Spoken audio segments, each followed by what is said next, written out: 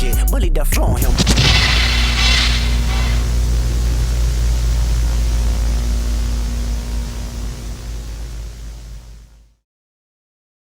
GTA 4 makes me sad. GTA 4 makes me sad.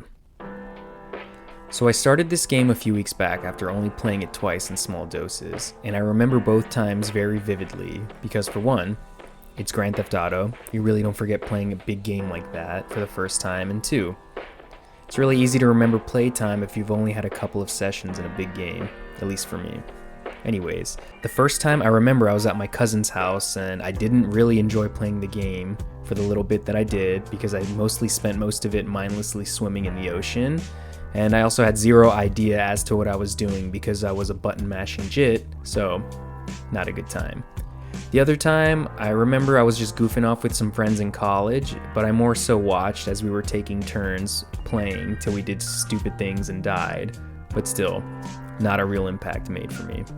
Anyways, fast forward to a few weeks ago when the complete collection was on sale, and it was just one of those things where I knew that even if I didn't buy it right away, $5 is a steal for a GTA game.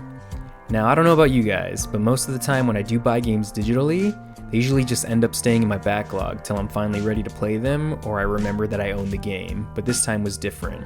And I'm not sure what it was. Could have been the Grand Theft Auto 6 trailer that dropped earlier in the year, as I'm very excited to play that, or it just could have been that towards the end of last year I actually replayed Vanilla Vice City, so some kind of subconscious magic was going on in my brain, because as soon as those 22 gigs finished installing, I just started playing. As soon as the game loads, the colors are immediately washed out. And yeah, this is a time where a lot of games had very similar color schemes. I don't know why, but it really adds to this depressing aura. You arrive to America on a big boat where you meet your cousin Roman. We love Roman, who has filled your head with visions of grandeur for an American dream that is nearly impossible to obtain. Being an immigrant and all, it's a very high climb. You lied. You lied. Nico, who has already had a callous history up to this point, is trying to lead a new life.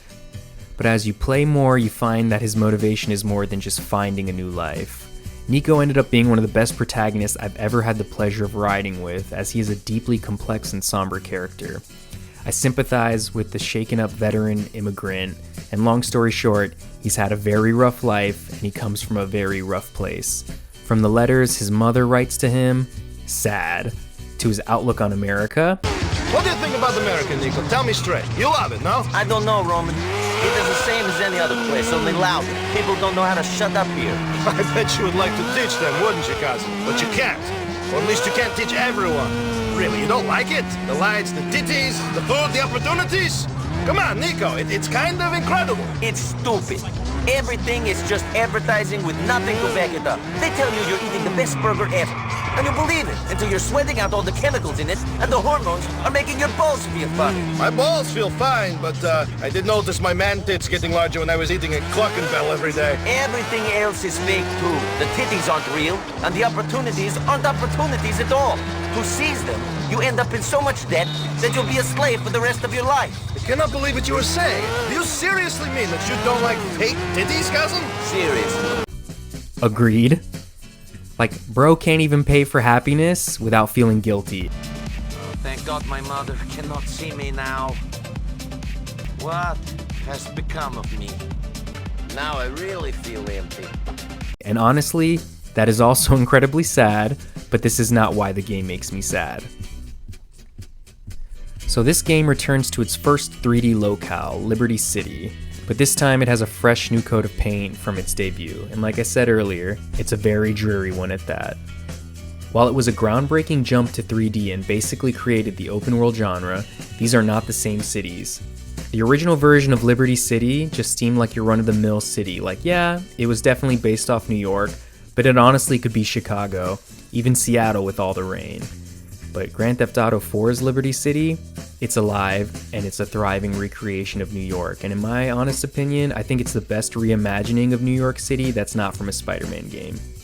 Yeah, so it's New York, so it's mostly a dirty cesspool, and again, that greenish-brown color scheme, which was, again, for some reason, an aesthetic choice for a lot of games coming out around this time, but I think it really works for this game and this adaptation of The City That Never Sleeps. You start off in one of the dirtiest boroughs where you share a bed with Roman and the Roaches. There's garbage literally everywhere. The city has seen better days, and life does seem to be getting better as you make your way through the story. But you'd never know that just from the sights alone.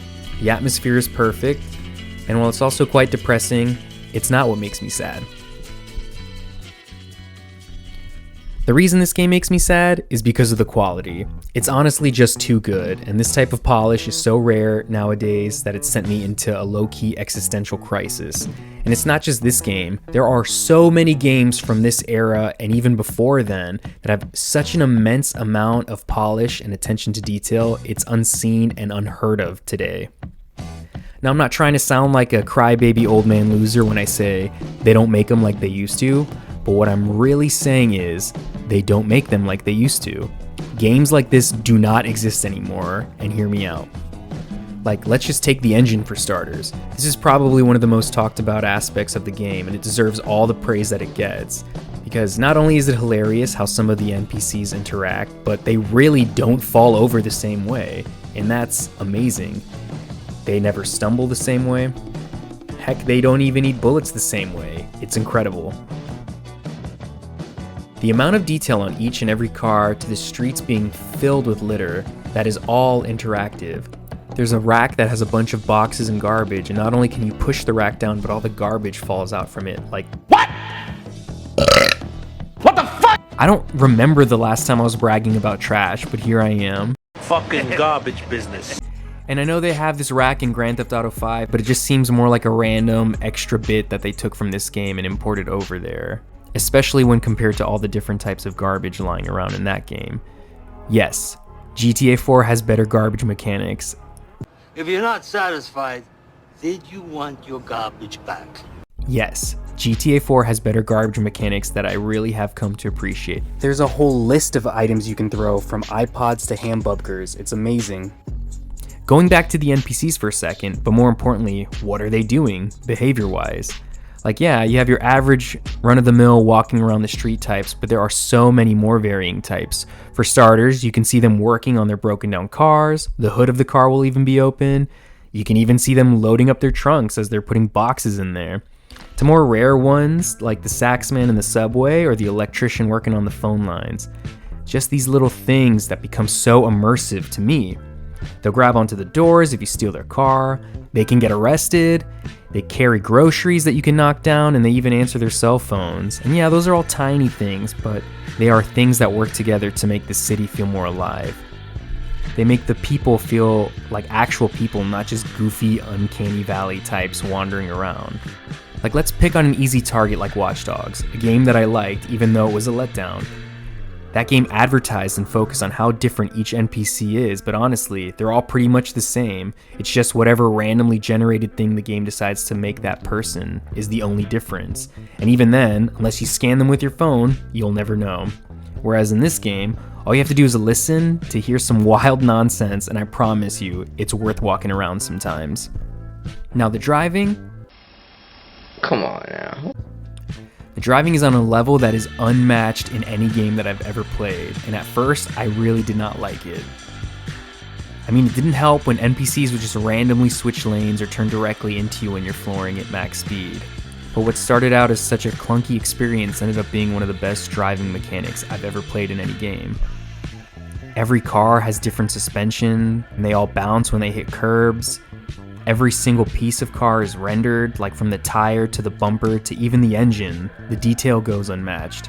Another thing I love that nobody talks about is some of the cars that are driving around already have damage to them.